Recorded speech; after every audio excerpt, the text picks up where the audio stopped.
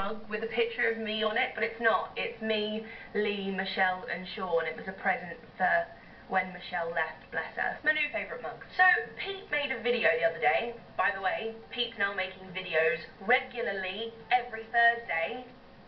I shall link to his channel below, but recently he made a video called Use Your Own Brain. If you haven't watched it, you can watch it right here.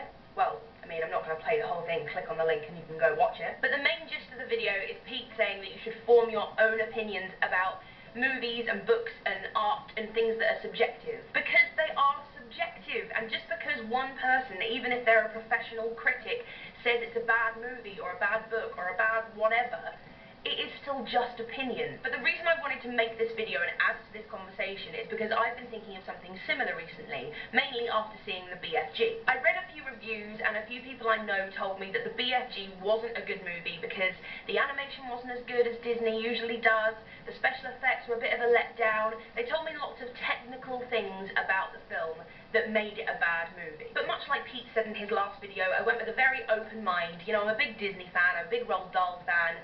I was ready to like this movie. And I did. I absolutely loved it. I laughed, I cried, I left that cinema feeling overjoyed. Which made me come to the conclusion, which is probably a very obvious thing, but it's the first time I'd ever properly thought about it in such blatant terms. How technically good something is doesn't have a direct correlation with how much you enjoy it. My favourite example of this are the Twilight movies. I know the Twilight movies are universally accepted as bad movies, and I'm aware of the reasons why. The special effects are bad, the acting is questionable, the story is flawed, but I still enjoy the Twilight movies. I first read the Twilight books because a boy I had a crush on recommended them to me. So as a very lonely and needy 14, 15-year-old, I fell in love with this idea of Edward Cullen. So now whenever I see those books or watch the movies, I'm reminded of being my 14-year-old self again and how I felt towards those books and those movies. And Edward